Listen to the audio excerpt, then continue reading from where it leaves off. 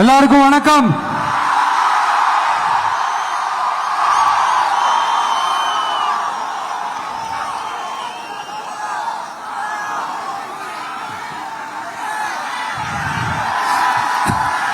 கிட்டத்தட்ட ஒரு 910 நாட்களுக்கு மேல உங்க மண்ணுக்காக போராடிட்டு இருக்கீங்க.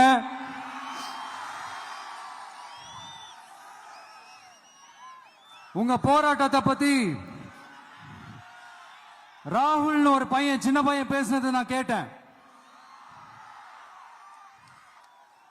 அந்த குழந்தையோட பேச்சு மனசு ஏதோ செஞ்சிருச்சு.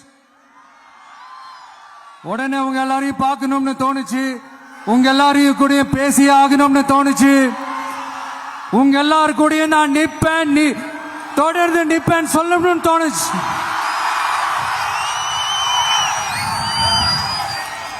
ஒவ்வொரு வீட்டுக்கும் ரொம்ப முக்கியமானவங்க அந்த வீட்டில் இருக்கிற பெரியவங்க தான். அதே மாதிரிதான் நம்ம நாட்டுக்கு ரொம்ப முக்கியமானவங்க உங்களை மாதிரி விவசாயிங்க தான். அதனால உங்களை மாதிரி விவசாயிகளோட காலடி மண்ணை தொட்டு கும்பிட்டு தான் என்னோட பயணத்தை தொடங்கணும்னு ஒரு முடிவோட தான் இருந்தேன். அதுக்கு சரியான இடம் இதுதான் எனக்கு தோணுச்சு.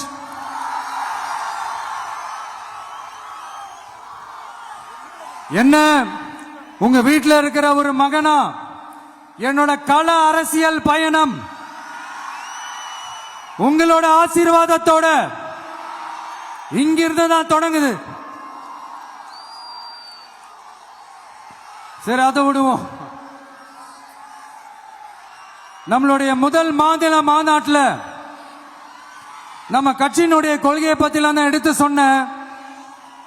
அதுல ஒண்ணுதான் இயற்கை வள பாதுகாப்பு. சூழலியல் மற்றும் காலநிலை நெருக்கடியை எதிர்கொள்ளக்கூடிய, இயற்கைக்கு ஊறு விளைவிக்காத பகுதிசார் மாநில வளர்ச்சி பரவலாக்கம். இதான் நாம் அறிவிச்ச அந்த கொள்கை. இதான் நான் இங்க சொல்றதுக்கு காரணம் ஓட்டு அரசியலுக்காக இல்ல.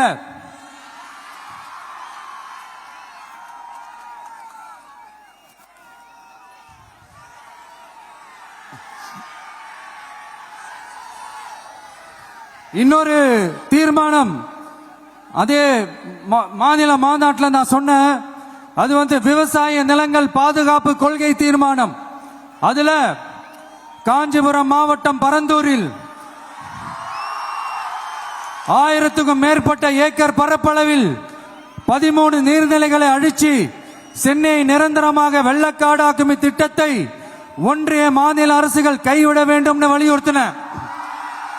அது மட்டும் இல்லாம இந்த மண்ணுக்காகவும் மக்களுக்காகவும்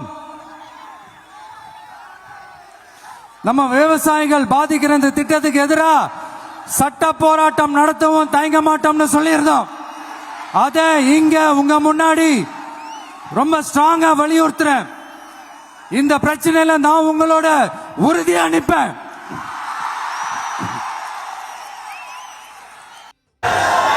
ராகுல் ஒரு பையன், சின்ன பையன் பேசுனதை நான் கேட்டேன். அந்த குழந்தையோட பேச்சு மனசு ஏதோ செஞ்சிருச்சு. உடனே உங்க எல்லாரையும் பார்க்கணும்னு தோணுச்சு, உங்க எல்லாரையும் கூட பேசி ஆகணும்னு தோணுச்சு. உங்க எல்லாரும் கூட நான் நிப்பேன், தொடர்ந்து நிப்பேன் சொல்லணும்னு தோணுச்சு.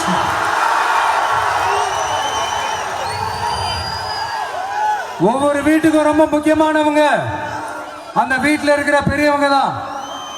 அதே மாதிரிதான் நம்ம நாட்டுக்கு ரொம்ப முக்கியமானவங்க உங்களை மாதிரி விவசாயிங்க தான். அதனால உங்களை மாதிரி விவசாயிகளோட காலடி மண்ணை தொட்டு கும்பிட்டு தான் என்னோட பயணத்தை தொடங்கணும்னு ஒரு முடிவோட தான் இருந்தேன். அதுக்கு சரியான இடம் இதுதான் எனக்கு தோணுச்சு.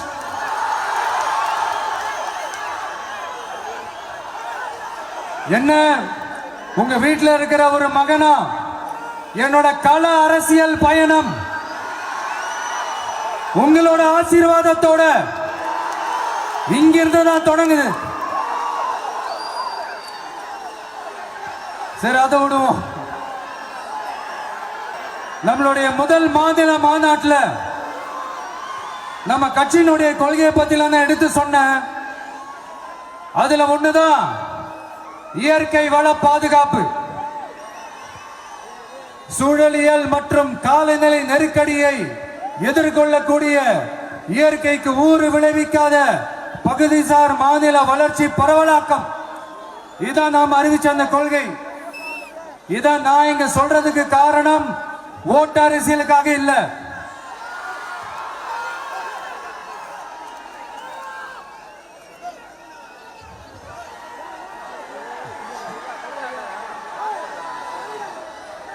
இன்னொரு தீர்மானம் அதே மாநில மாநாட்டில் நான் சொன்னேன். அது விவசாய நிலங்கள் பாதுகாப்பு கொள்கை தீர்மானம். அதுல காஞ்சிபுரம் மாவட்டம் பரந்தூரில் 1000க்கும் மேற்பட்ட ஏக்கர் பரப்பளவில் 13 நீர்நிலைகளை அழிச்சு சென்னை நிரந்தரமாக வெள்ளக்காடு. உங்க நாடகத்தெல்லாம் பார்த்துக்கிட்டு மக்கள் சும்மா இருக்க மாட்டாங்க. நீங்க உங்களோட வசதிக்காக அவங்களோட நிக்கிறதும் அவங்களோட நிக்காம இருக்கிறதும் நாடகம் ஆடுறதும் நாடகம் ஆடாம இருக்கிறதும் அது சரி.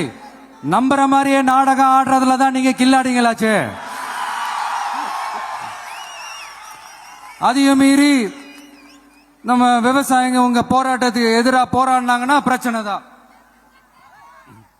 அதனால இனிமேல் உங்க நாடகத்தை பார்த்துக்கிட்டு மக்கள் சும்மா இருக்க மாட்டாங்க. உங்களோட இந்த விமான நிலையத்துக்காக நீங்க ஆய்வு செஞ்ச இடத்தை மறு ஆய்வு செய்யணும்னு ஒன்றிய அரசுக்கும் மாநில அரசுக்கும் நான் கேட்டுக்கிறேன்.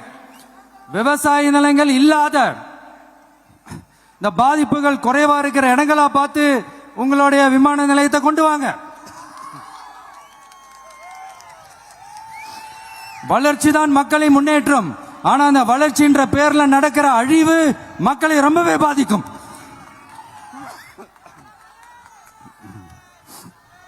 நீங்க எல்லாரும் உங்களுடைய ஊர் கிராம தேவதைகளான கொல்லமெட்டால் அம்மன் மேலையும்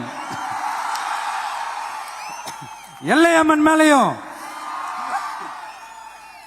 ரொம்பவே நம்பிக்கை வச்சிருக்கீங்கன்றது எனக்கு தெரிஞ்சது. அந்த நம்பிக்கையை இழந்துடாதீங்க. உங்களுக்காகவும் உங்க ஊருக்காகவும் இனி உங்க வீட்டு பிள்ளையான நானும் தமிழக வெற்றி கழகத்தோட தோழர்களும் சட்டத்துக்கு உட்பட்டு எல்லா வழிகளிலும் உங்களோட உறுதி அளிப்பேன். உங்களோட ஊருக்குள்ள ஏகனாபுரம் ஊருக்குள்ள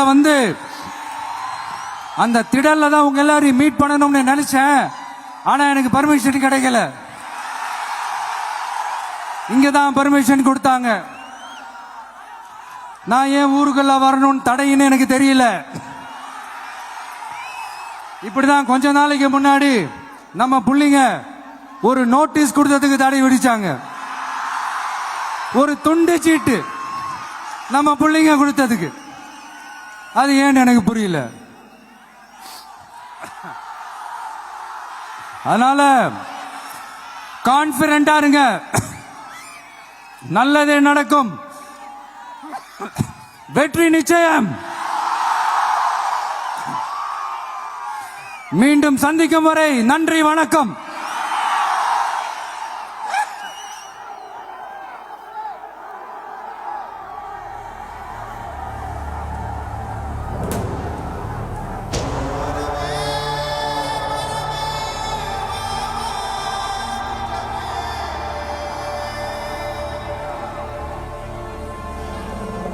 இன்னும் கொஞ்ச நேரம் டைம் ஸ்பெண்ட் பண்ணலாம் தான் வந்தேன். ஆனா நிலவரம் பார்த்தா முடியாது போல் இருக்கு.